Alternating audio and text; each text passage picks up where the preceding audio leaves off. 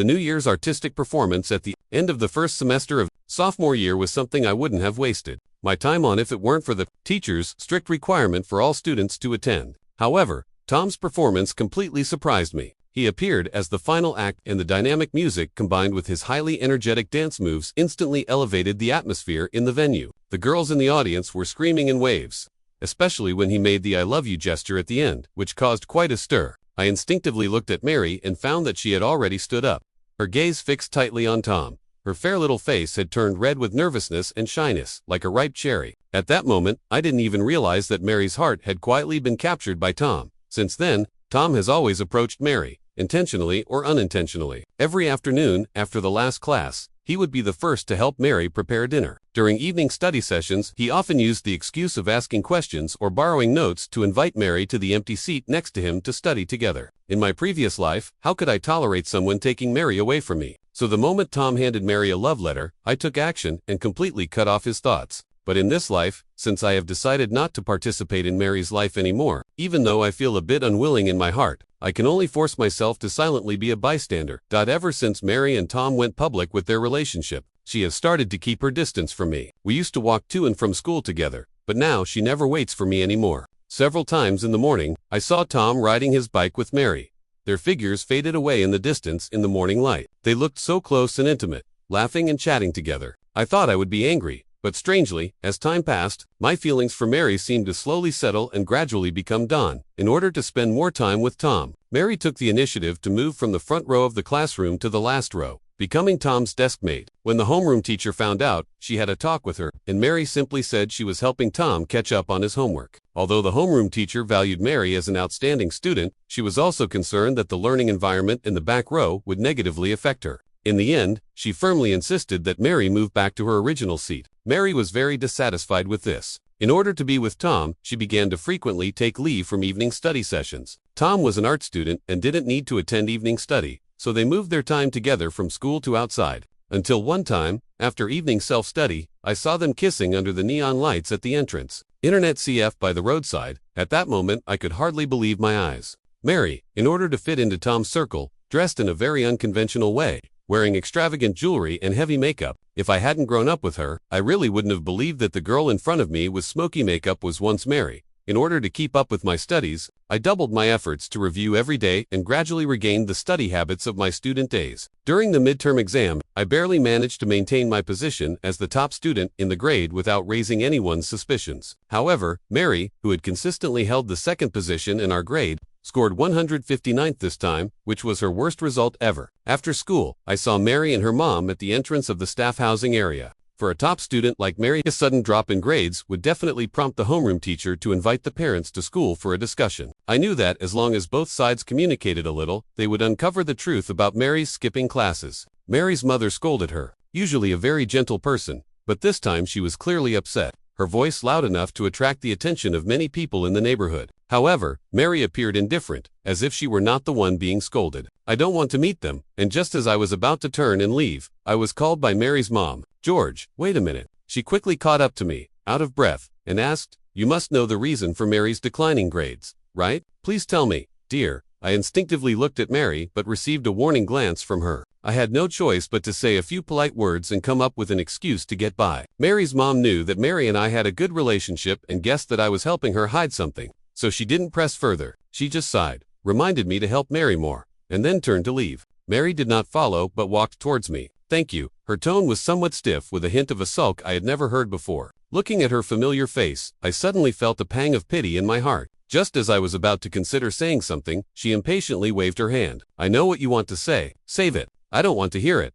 She paused, her gaze becoming resolute. "In any case, I must be with Tom. I missed my chance in the last life. This time, I will definitely not let go." As I listened to her words, my body jolted in disbelief as I stared into her eyes. Her eyes, slightly bloodshot from staying up late and heavy makeup, appeared somewhat murky, yet they revealed an unwavering determination that I never expected, that she had also been reborn. The moment I learned this truth, the last trace of feeling I had for her completely vanished. Since then, I began to actively keep my distance from Mary. Apart from attending class together, I tried to avoid being in the same place as her. I really didn't want to see the young exterior she had, hiding a heart that had once hurt me. Although I had been very careful, My childhood sweetheart relationship with Mary still made Tom wary of me. One day after school, Tom followed me to a secluded alley, pushed me against the wall, and said in a hostile tone, "I warn you, Mary is already my girlfriend. You'd better not have any improper thoughts about her." I looked at his childish appearance, feeling no waves in my heart, and calmly said, "Don't worry, I only consider Mary as a neighbor.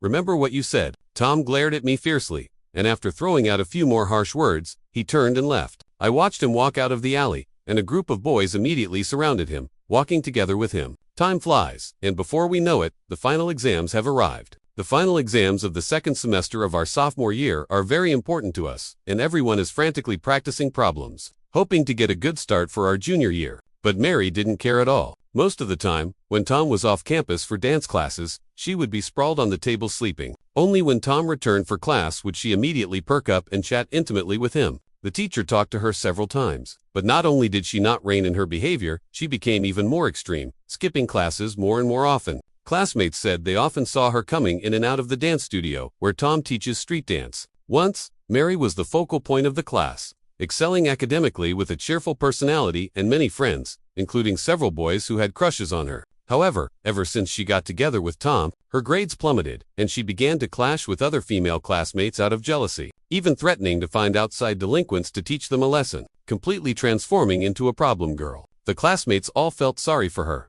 but under the heavy pressure of their studies, no one had the energy to pay her much attention. The teacher was also extremely disappointed in her and no longer tried to persuade her with kind words. The day before the final exam, the school canceled evening study sessions. I walked home as usual, the cold wind blowing on my face, dispelling the fatigue of the day. Mary stood at the entrance of the community, blocking my way. "George, she hesitated, and I knew it was definitely about Tom. I quietly watched her without saying a word. Her cheeks were frozen red, and I suddenly remembered how she used to say she was afraid of the cold. Later, after we got married, I even specially moved our home to the warm south. Mary took a deep breath and finally said, "Let me borrow some money." "What?" I was a bit surprised. Mary's family has always been well off, and her parents are very generous towards her. How could she ask me to borrow money? I thought for a moment that it might be because her recent behavior has upset her parents, leading them to cut off her allowance. Mary explained somewhat awkwardly, "Tom passed the preliminary round, and next week, I will accompany him to see for the street dance variety show's resurrection." I nodded, took out my wallet from my pocket, and gave her all the pocket money my parents had given me this week. On the day of my 10th wedding anniversary with Mary, I reserved the Italian restaurant in the city center simply because she had once mentioned her fondness for their signature steak. As the youngest female professor at a university, she always paid great attention to her image in front of her students and never allowed me to pick her up from school. But that day, she surprisingly asked me to pick her up after work. Thinking about the smile she would have when she saw the surprise I had prepared for her made me particularly happy. However, fate played a cruel joke on me. Halfway through, a garbage truck suddenly rushed out and crashed into my car, sending it flying straight into the moat. Fortunately, I was rescued in time and regained my life, but I fell into a coma. "Dad, Dad." In the chaos, I faintly heard the tender calls of my son and daughter. These twins are the precious treasures that Mary painstakingly carried, and they are the most cherished people in this world to me, aside from her. As I heard the children's calls, my consciousness gradually returned. When I woke up, there were no signs of the children by the bed, only Mary sitting there, looking at me with a blank expression. Upon seeing me awake, she showed no sign of joy. She had always been cold-natured, something I had never paid much attention to before, but at that moment, it felt somewhat chilling. With the breathing machine, I couldn't speak. I could only raise my hand to try to touch her, to offer her comfort, but she frowned in disgust, avoiding my hand and resting her hand on the oxygen machine. "George, do you know I've been waiting for this day?" she said coldly. "After you killed Tom, you should have expected such an outcome. If you hadn't taken me away from him, he wouldn't have suffered from alcoholism and died young.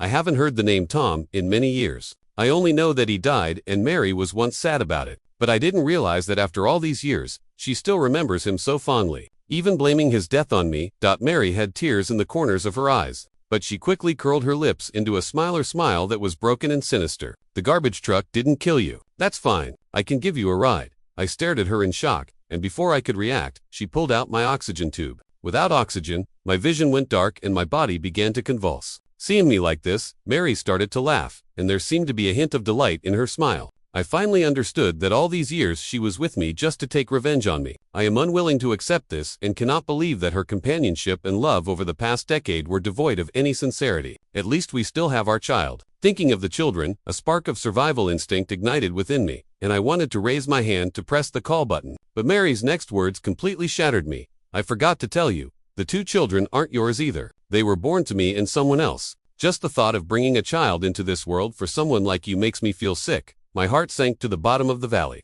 All hope shattered in an instant. My eyelids slowly drooped, her figure gradually becoming blurred. Suddenly, the sound of chairs and tables colliding startled me awake. I looked up and met a pair of young, handsome eyes. An 18-year-old boy provocatively smiled at me and stuffed a light blue envelope into the desk in front of me. "Brother, if you know what's good for you, don't cause trouble. I know you and Mary have been neighbors since childhood, and you want her to be happy, right?" Hearing this, I suddenly realized that I had been reborn back to the moment when Tom slipped a love letter to Mary in my previous life. I took the love letter, told the teacher and Mary's parents, which led to Tom being punished. He later fell into despair and died in a car accident. It turned out that Mary had hated me for so many years because of him. I stared into Tom's eyes, silent for a long time, and finally nodded. Yes, I hope she is happy.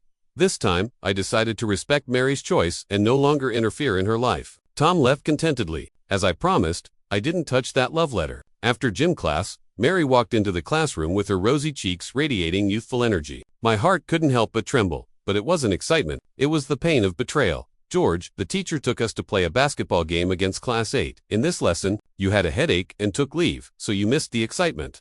At that time, Mary had a cheerful personality and spoke to me with affection. I opened my mouth but didn't know what to say. She didn't mind sitting in the front row, organizing her books, and soon found that love letter. Her deskmate exclaimed sharply. The sound was like a pebble thrown into a calm lake, and the classmates all turned to look. Mary's face instantly turned red like a ripe apple. "Sure, George, so it was you who slipped a love letter to Mary. You two have been childhood sweethearts. Just propose directly." The classmates teased. I was about to deny it when Mary hardly interrupted. "Don't talk nonsense. George and I are just ordinary neighbors," Mary said loudly, her tone very firm, and there was not a hint of hesitation in her eyes. Throughout, she didn't look back at me even once, as if I truly were just an insignificant neighbor in her eyes. A strange and inexplicable feeling surged in my heart, and before I had time to think it through, a classmate discovered the signature on the love letter. The signature is Tom. Oh my God, it's Tom. Tom is somewhat famous at school. He is handsome and can dance street style, which has secretly won the hearts of many girls. When they learned that he likes Mary, many girls were left heartbroken. Our Mary is a top student. How could it possibly be? A classmate whispered, but upon seeing Tom's name, they swallowed the rest of their words. After all, Tom is the kind of guy who has a bit of a rogue charm, and no one to offend him easily who said I don't agree. Mary suddenly stood up, holding high the already opened love letter in her hand. I clearly saw the bold black text written on it. "Will you be my girlfriend?" At that moment, the preparatory bell rang, and Tom appeared at the classroom door. Mary approached him without hesitation, and, in front of the whole class, said with a trembling yet firm voice, "Tom, I promise you." Tom was clearly taken aback by how bold Mary was. After a moment of surprise, he tightly embraced her. Although it was just a brief hug, this scene instantly ignited the atmosphere in the entire class, and the students began to cheer and whistle loudly. I could only sit quietly to the side, watching everything with cold eyes. It wasn't until the pen in my hand unknowingly pierced my skin, sending a sharp pain through me, that I came back to my senses. Mary and I are neighbors, and our families have an extraordinary relationship. My father and Mary's father are colleagues at a well-known company in the city. They started working together as competitors and gradually became close friends. Later, they both got married, and the houses assigned to them in the company housing complex happened to be in the same building, one above the other. In the second year after our birth, Mary and I came into this world one after the other. When we were young, I was shorter than Mary, and while playing in the family compound, other kids would bully me. It was always Mary who bravely stepped forward like a little guardian, protecting me behind her. At that time, she wore her hair in adorable pigtails and loved to wear a little red dress. In my eyes, she was a powerful little hero. I remember once she got into a conflict to protect me, and other kids accidentally twisted her ankle. Her eyes turned red from the pain, yet she held back her tears. That stubborn look was deeply etched in my heart. From that moment on, I vowed to protect her for life and not let her suffer any harm. From kindergarten to high school, we have always been in the same class. This is no coincidence. It was a deliberate arrangement by our fathers, who hoped we could look out for each other academically. I excel in science, and whenever Mary encounters a difficult problem, I patiently explain it to her. In turn, Mary takes on the role of a responsible little teacher, urging me to memorize those tedious English words. We have consistently held the top 2 positions in our school year, and on the first day of high school, we made a pact to get into the top university in City B together. I had thought that we would walk hand in hand like this forever until the first semester of our sophomore year when Tom transferred to our class. His arrival shattered the tranquility that had existed between us. I heard that Tom is great at street dancing and very talented. When Mary talked about him with sparkling eyes, I felt a bit disdainful. In my opinion, what good is it for a high school student to only know how to dance? If they can't pass their academic subjects, they won't be able to get into a good university at all. 500. This is all I have. Mary clearly didn't expect me to be so straightforward. She paused for a moment and said, "I thought you would advise me not to go. You think too much." I smiled faintly. Mary stared into my eyes as if she wanted to say something more, but after moving her lips, she ultimately said nothing. I pointed to the entrance of the community and asked, "Can I leave now? Tom is very outstanding. He will definitely achieve his dreams." Mary suddenly said loudly, "Then I wish you good luck." After I finished speaking, I brushed past her and walked home. After taking a few steps, I couldn't help but turn back for a glance, just in time to see her and Tom embracing as they left. After the 2-day final exams, my parents booked plane tickets to take me to the beach for a vacation to help me relax. As soon as we got off the plane, my mother received a call from Mary's mom. "What Mary is missing?" My mother's voice rose significantly, catching my attention. I dragged my luggage over to my mother and listened to their conversation. "She lost more than $1,000. Don't worry. If the money was taken by Mary, it means she has a planned trip, so there shouldn't be any danger."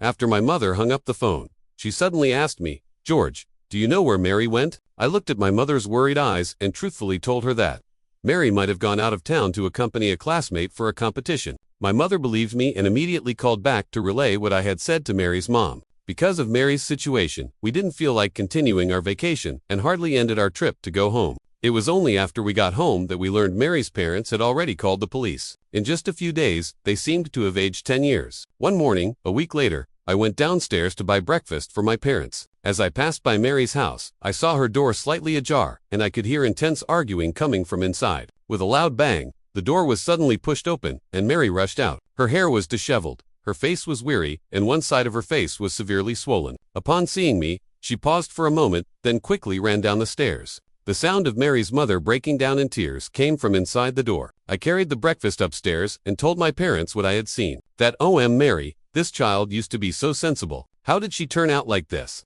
The parents shook their heads and sighed, going downstairs to comfort Mary's parents without even eating. I learned from a classmate that Tom was not selected. His street dance might still shine in our small city, but on the professional stage in C, it seems a bit mediocre. The next day, Mary was brought back by her parents. It was said that when she was found, she was making breakfast for Tom in a rundown rental apartment. And due to her inexperience, she burned her hand with hot oil. It's really a pity. Mary's mother has pampered her like a treasure since she was little, never letting her do any housework. Now she has become like this for that boy. After saying this, my mother cautiously glanced at me, afraid that I would be upset. I didn't have any special reaction. I just turned up the volume of the English listening exercise and continued to focus on my work. Seeing me like this, my parents quietly left my room. After being reborn, I restructured my life and worked harder to achieve my new goals. Although I occasionally learned about Mary's situation from my parents' conversations, I no longer cared about her affairs. After Mary was brought back, she argued with her parents every day. She was determined to drop out of school to work and earn money to support Tom in achieving his dreams. Her parents, of course, would not agree and tried every means to stop her. But Mary was very stubborn, even threatening her parents with suicide. Later, during a meal, my mother brought up Mary again. Mary wasn't seriously hurt, but while she was in the hospital, she took the opportunity to go to the bathroom and ran away with that boy. Her mother sighed. No one knows where she went, and her name gradually disappeared from our family dinner table, my mother said with relief. Fortunately, such a girl did not marry into our family. The next time I heard from Mary was after the midterm exams of our senior year. During the break, I saw Mary and her parents at the entrance of the academic building. The early autumn weather was still a bit hot, and Mary was wearing a loose top, but I could still see the changes in her figure. After all, in my previous life, I was always by her side, taking care of her when she was pregnant, so I am quite familiar with these changes. Sure enough, after returning home in the evening, I heard my mother and father talking about Mary, pregnant. It seems like it's been 3 or 4 months. I can't have an abortion. I can only give birth. What should I do? If I don't drop out of school, do I have to take the college entrance exam while taking care of the child? Seeing me return, my mother immediately stopped talking and got up to prepare a late-night snack for me in the kitchen. My father looked at me and sighed helplessly. In the second half of the senior year, the pressure of the college entrance examination grows increasingly intense, and everyone is doing their utmost for this important life exam. Although I have experienced the college entrance examination once, I still do not dare to be the slightest bit negligent. My phone was old, so my parents bought me a new one at the beginning of my senior year in high school. They believed I wouldn't become addicted to my phone. They just hoped I could relax a bit. I used my phone to practice various exercises, types of questions, and the only social media app I had was WeChat. After logging into WeChat, I saw a notification saying the other party requests to add you as a friend. From the familiar figure in the profile picture, I recognized it was Mary. Ever since she went public with her relationship with Tom, she deleted me from WeChat. I didn't expect her to add me again now. I didn't agree, but for some reason, I clicked into her moments. Her social circle was public, mostly filled with photos and videos of her and Tom holding hands, hugging, taking selfies, and videos of Tom dancing. The latest update was a photo of her and Tom at the night market with the caption, "Cute handmade accessories 349.9 yuan. See you at the night market." I enlarged the photo and saw that at the bottom of the picture was a handmade jewelry stall. Calculating the time, she must have just given birth not long ago. Yet she was outside setting up a stall, and it was already 10:30 p.m. A thought crossed my mind to go take a look, but it was quickly dismissed. I put down my phone and continued to focus on my physics problems. Time flies, and the college entrance examination arrives as scheduled. I performed normally, and after finishing the last subject, I walked out of the exam room. Seeing the familiar scene, I couldn't help but feel a bit dazed that in my previous life, Mary and I were in different exam rooms at the same testing center. After the exam ended, I immediately found her, excitedly picked her up, spun her around, and couldn't help but kiss her cheek. "George, how did you do on the exam this time?" My desk mate's voice pulled me back from my memories into reality. I smiled and left the exam room with him. The memories of the past have gradually faded. After the college entrance examination, my parents arranged several vacation plans for me, but I didn't choose any of them. I first slept for 2 days and 2 nights. After waking up, I accompanied my father back to our hometown to visit my grandparents. I really enjoyed rural life and had a great time at my grandparents' house. But just a few days later, I received a call from my desk mate saying that Mary was getting married and invited us to the wedding. Upon hearing this news, I thought I would have some emotional fluctuations, but strangely, my heart was as calm as water. I went to Mary's current home, which is also Tom's old home, with a few classmates. We took the high-speed train, then transferred to a bus, and finally rode a local villager's electric tricycle, arriving at noon. As soon as I entered the village, I saw a red balloon arch, which looked quite impressive from a distance. However, as I got closer, I realized that the houses behind the arch were just 2 old brick buildings. The yard was quite large, and friends and relatives from the village were standing in small groups. The moment I stepped into the yard, my gaze was fixed on the bride in her wedding dress. Mary seemed to sense it, and as she turned around, our eyes met perfectly. "Ah, it must be Tom's classmate coming. Hurry, come inside." Tom's relative greeted us warmly. As I stepped closer to Mary, I could tell at a glance that the quality of her wedding dress was poor. The style was ordinary, and it didn't fit. The shoulders were loose, while the waist was a bit tight. I immediately guessed that she must be pregnant again. Mary noticed my gaze and instinctively used her red leather handbag to cover her abdomen. My gaze slowly moved upward, landing on her face. Although I was mentally prepared, I couldn't help but feel a jolt in my heart when I saw her appearance. The once youthful and vibrant face now showed no trace of its former self. The cheap makeup couldn't hide the dullness and roughness of her skin, and the fatigue at the corners of her eyes and the fine lines at the corners of her mouth all spoke of the hardships she had endured in life. She was only 20, yet she seemed to have experienced decades of wear and tear. In contrast, in my previous life, under my careful nurturing, she had still had skin as delicate as a baby's, and the students affectionately called her sister. Perhaps my gaze was too direct, and Tom, dressed in a black suit, walked in front of Mary, blocking my view. After returning home from Mary's wedding, I received the admission notice from my dream university, as I had hoped. In this life, the choices I made for my major in university were completely different from the last. In my previous life, I chose a school and a promising major that Mary liked,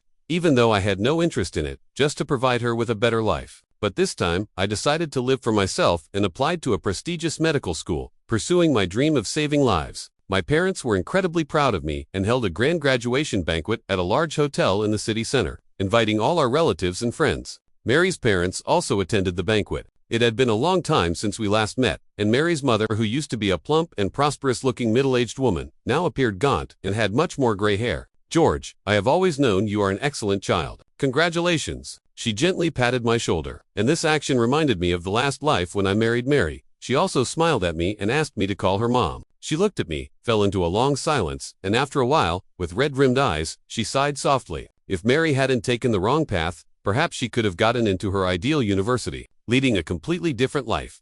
After I entered university, I devoted myself wholeheartedly to my intense studies and club activities. Mary's name gradually faded from my life, and when I occasionally thought of her, I felt she had become more and more unfamiliar. I successfully joined the school's debate club. In my previous life, I was passionate about debating and enjoyed the sense of achievement that came from the clash of ideas and defending my viewpoints. However, at that time, I didn't want to participate in the debate club. She hoped I would focus on physical exercise and recommended that I join the street dance club instead. But I had no interest in music or dance, and ultimately, I was eliminated during the selection process, which dampened my enthusiasm for participating in club activities. Fortunately, in this life, I can freely pursue my own preferences. In the midterm debate competition of the first semester, I secured the position of third speaker based on my own abilities.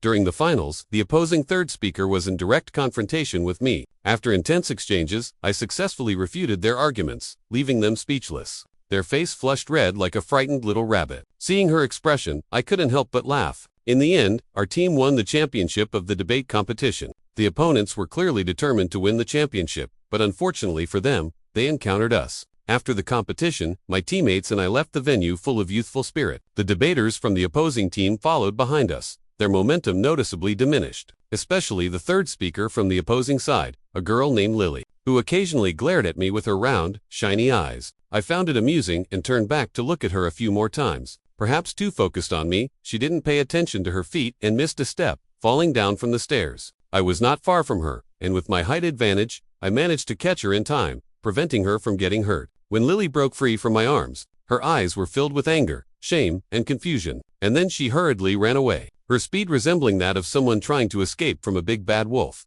After the debate competition, life returned to normal. The courses at the medical school are demanding, and I live a routine of going between the dormitory, classroom, cafeteria, and library every day. I don't know when it started, but I found that no matter where I went, I could see Lily's figure. At first, I thought it was just a coincidence, but after 2 or 3 awkward exchanges, Lily began to take the initiative to get closer to me. When attending a large class or at the library, she always reserves a great seat for me in advance. In the cafeteria, she thoughtfully prepares my favorite meals, saving me the trouble of waiting in line. Faced with her enthusiasm, I felt a bit at a loss and could only respond clumsily to her help. I would buy some snacks to bring to her dorm, inviting her to have meals, watch movies, or go to the amusement park. Gradually, our relationship became closer and closer. By the end of the semester, during the change of seasons, I accidentally caught a cold. Lily actually convinced the dorm manager, falsely claiming to be my girlfriend, and came to my dorm to take care of me for several days, even braving the heavy rain to buy me medicine.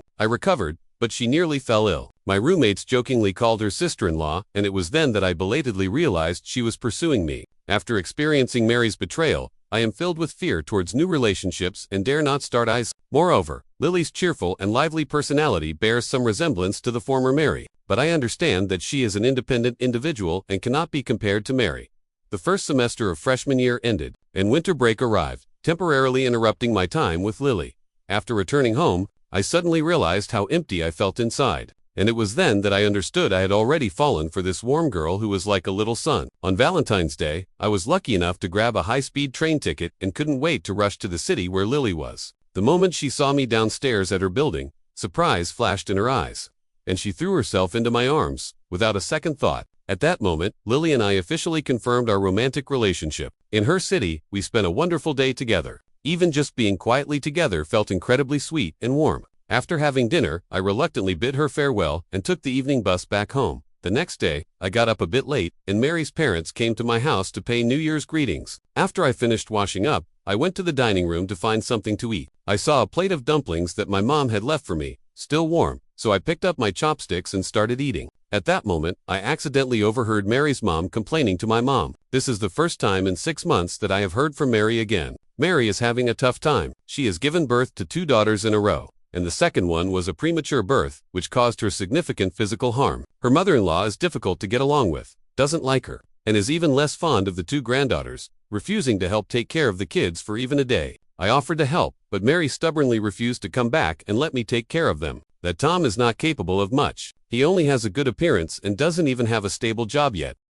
He refuses to work hard. Mary's father reluctantly helped him find a job, but he quit after less than a day. Poor Mary, who has been cherished and raised in our hands since she was little, now has to take care of her child and work to support the family. It breaks my heart to see her like this. Mom listened and wiped her tears, feeling very distressed about Mary's situation. I listened to these words, feeling a bit dazed. Mary was reborn, yet chose such a difficult path. Will she regret it? Just as I was thinking, the dumpling in my hand accidentally fell and hit the edge of the plate, making a sound. That's when Mary's mom noticed me standing nearby. She wiped her tears, walked out of the kitchen, and said to me with emotion, "Back then, everyone in the neighborhood thought you and Mary were a perfect match. You grew up together and had such a good relationship. It would be wonderful if we could be together." I smiled and interrupted her. "Annie, I already have a girlfriend. Next year, during the new year, I'll bring her to PE. New Year's greetings to you and Uncle."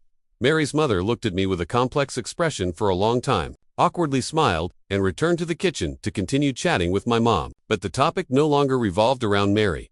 In the second half of my sophomore year, my father was transferred and promoted, and our whole family moved to another city to raise money for buying a house. Our old home was sold to a distant relative, and my family gradually lost contact with Mary's family. On the third day of the Lunar New Year, in my senior year, I took Lily to the high-speed train station to go home and see her parents. I felt a bit anxious, but I didn't expect my parents to like Lily very much. Lily is beautiful and cute, with a lively and clever personality that makes her very likable. At the dinner table, Mom kept praising Lily, saying the more she looked at her, the more she liked her. I feigned dissatisfaction and said, "Mom, you can't always praise her. You should praise me too." Mom smiled and picked up a fisheye for me, saying, "Yes, yes, yes. I also have to praise you. My son has really good taste. He found such a wonderful girlfriend." Lily listened, and her cheeks instantly flushed like ripe apples. She was incredibly cute. I've already met Lily's parents in advance and asked them for permission to let Lily stay at my house for a few more nights. In the evening, my mom changed the sheets and bedding in my room, but threw my comforter onto the living room sofa. "Did I tell you? Lily is a good girl. You absolutely cannot bully her," Mom advised. Lily overheard what Mom said and grinned at me, making playful faces that made me unable to resist the urge to bite her. As soon as Mom returned to the room, Lily quickly locked the door, leaving me helplessly staring at the ceiling in the living room. The next day was a high school reunion, and I received the notice half a month in advance. Lily wanted to accompany me, saying she wanted to know what I was like back then. I was naturally happy to have her come along. When we arrived at the hotel, Lily said she needed to go to the restroom to touch up her makeup. While I waited for her at the door, I saw a couple walking towards me from a distance. As they got closer, I realized the man was Tom and the woman was surprisingly Mary. After many years, Mary had aged significantly. The fatigue on her face was hard to conceal. It's hard to imagine that she is the same age as Lily, yet they look like they belong to different generations. "George," Mary called me softly. Tom immediately shot her a fierce glare, and Mary flinched slightly, then forced a smile. Trying to ask her embarrassment, "Go buy me a pack of cigarettes first," Tom said rudely to Mary. Mary did not respond, but I could see the fear in her eyes. "What are you standing there for? Hurry up," Tom scolded again. Mary nodded timidly and walked towards the hotel entrance. After she left, Tom's hostility towards me intensified. He looked me up and down and said with a cold smile, "George, long time no see." Once he was the center of attention on campus, handsome and rebellious, but now he had lost that spirited demeanor. I nodded slightly and just said, Tom was very dissatisfied with my reaction. He stepped forward, stared into my eyes, and said, "George, I'm telling you, don't have any thoughts about Mary. She's my wife, and we've already had 2 kids. Just give up on that idea." I couldn't help but chuckle at his ridiculous appearance. Tom clenched his fist, but in the end, he didn't dare to lay a hand on me. At that moment, Lily walked out of the bathroom. She was very perceptive and immediately noticed the tense atmosphere between Tom and me. She quickly linked her arm with mine and playfully said, "George, why don't you introduce me? Who is this?" I smiled and said, "This is my high school classmate, Tom, and this is my girlfriend, Lily." As soon as the words fell, I noticed Mary coming back from outside. Her footsteps paused for a moment. Tom impatiently snatched the cigarette case from Mary's hand and lit a cigarette. Lily seemed unaware of the strange atmosphere between them and continued to ask, "Which university are you attending? You should be in your senior year, like us. Have you considered taking the graduate entrance exam?" Mary and Tom both fell silent. I discussed with George, and we decided not to take the postgraduate entrance exam. We planned to study abroad in the second half of the year, Lily said to herself. While Tom could only keep smoking to hide his embarrassment. In the end, Lily found an excuse to go upstairs early, and before leaving, she didn't forget to give the pale-faced Mary a hard tug. Watching their figures fade away, Lily mischievously winked and took my hand, leading me into the private room of the class reunion. By the time the gathering ended, it was already evening, and Lily and I walked hand in hand on the street illuminated by the first lights. "George, your judgment back then really wasn't great," Lily suddenly said. "How did you know?" I was a bit surprised. I didn't expect her to say that. Lily didn't answer me directly. Instead, she pinched my waist. I smiled and said, "I seem to smell a scent of vinegar. Did you spill the vinegar bottle at the party?" Lily was startled and quickly tugged at her clothes to smell them. Then she realized I was teasing her. She knew where my ticklish spots were, so she reached out to tickle me, and I laughed as I nimbly dodged. "I am not jealous at all," Lily exclaimed, jumping up and down in anger. After graduating from university, Lily and I went abroad together to continue our studies in a foreign land. We supported each other, and our feelings for one another grew deeper. 3 years of studying abroad passed in the blink of an eye. After returning to my home country, I successfully secured a job, and both sets of parents eagerly began preparing a grand wedding for us. The wedding invited all of our classmates and friends. What I didn't expect was that Mary and Tom also came to attend my wedding. Mary seemed to have dressed up on purpose, but the heavy makeup still couldn't hide her fading looks and fragile mental state. Tom always held Mary's hand, seemingly a deeply loving couple, but anyone with discerning eyes could see that it was not the case. During the toast, I downed my drink in one go, and my classmates teased me about my drinking capacity. I noticed that Mary had several jagged scars, both new and old, extending down her arm and deep into her sleeve. After finishing the toast, I told Lily about this matter. Lily is a kind girl. She understood that I wanted to help Mary, so she found an opportunity to be alone with Mary in the bathroom. "Mary, if you need help, you can tell me. Both George and I will help you," Lily said sincerely. After the wedding banquet, when we returned to the new house, Lily finally talked to me about Mary. At that time, Mary looked at me with a complex expression. There was suspicion, tension, fear, regret, and also unwillingness. But in the end, she said nothing and quietly left the wedding venue. Lily recalled that after the end of my marriage leave, I officially returned to my medical work, and Lily also began preparing for her own studio. My work experience was insufficient, and I needed to start from the grassroots level. I was busy every day. The next time I saw Mary was a few months later, on a night when I was on duty in the emergency room. A woman was wheeled in, moaning in pain, and my colleagues and I immediately rushed to provide her with emergency care. I noticed that her abdomen was distended. She was pregnant, but there was a large, shocking bruise on her belly, and blood was continuously seeping from beneath her, soaking the mattress on the bed. After examination, we found that her fetus was already 8 months along. The obstetrician and I worked closely together, and after much effort, we managed to save the babia, wrinkled little girl, who, in her confusion, waved her tiny fists as if greeting the world. However, after the child was born, the bleeding in the uterine cavity was very severe. The doctors present quickly discussed and finalized the only life-saving option, a hysterectomy. I was responsible for communicating this matter to the family. Stepping out of the operating room, I unexpectedly saw Tom, whom I hadn't seen in a long time. He was taken aback when he saw me and hesitantly asked, "How is Mary?" At that moment, I realized that the pregnant woman was actually Mary. I remembered my mother saying that Mary came to this big city to work hard for a better life for her children. I never expected to reunite under such circumstances. I honestly explained Mary's situation to Tom, and after listening, he remained silent for a long time without responding. I couldn't help but urge, "Every second you delay, Mary is in more danger." "No way." Before Tom could speak, an elderly lady hurriedly rushed in between us. I recognized her as Mary's grandmother.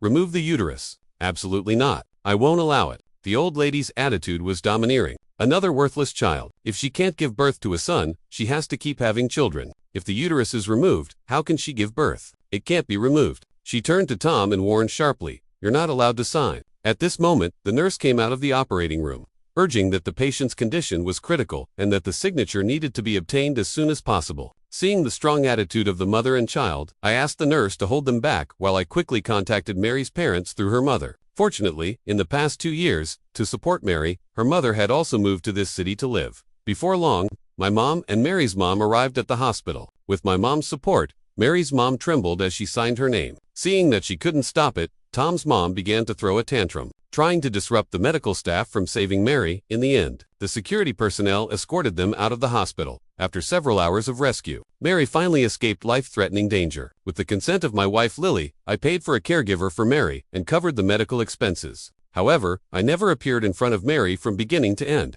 and that premature baby, after stabilizing, was taken away by Mary's parents. I have not seen that child again. More than a year later, Lily and I welcomed our own child. When she was 4 or 5 months pregnant, Lily had a prenatal checkup at our hospital. and a colleague specially took a few ultrasound pictures of the baby for her. Before the new year, Lily and I went to my parents' house for dinner. My mom, holding the ultrasound report, said with a beaming face, "Look at this child. He looks so much like George when he was little." I listened, my heart filled with excitement and anticipation, gently stroking Lily's rounded pregnant belly. After 2 lifetimes, I finally have a child that truly belongs to me. During dinner, my mother looked at the affectionate way Lily and I were together and couldn't help but exclaim, "Seeing how all you young couples get along, I really feel fortunate. Back when you and Mary were young, your dad and I didn't rush to matchmake you two, and that was truly the right decision." She mentioned Mary again, and Lily and I exchanged a glance. "Mary, that child is too stubborn. Once she chooses a path, she won't turn back. It's a pity that now she wants to turn back. It's all too late," the mother said with regret. It turned out that Mary was hospitalized for premature labor because Tom went crazy from drinking and kicked her in the stomach. After experiencing a life-and-death crisis, Mary finally made up her mind to divorce Tom, but as soon as she got home, she overheard Tom and his mother plotting to take over her parents' old house. Mary naturally would not agree, and Tom raised his hand and slapped her. This time, Mary completely exploded. She fought back, all her strength, and actually subdued. Tom's mother saw that things were going badly and was so frightened that she ran out. Neighbors helped by calling the police. When the police arrived, Mary had quickly washed up in the bathroom and tied her hair up, revealing her forehead covered in fine lines. It was then that the neighbors realized that this woman, who had been bullied by her husband and mother-in-law, was actually very beautiful. In the end, Mary went to jail.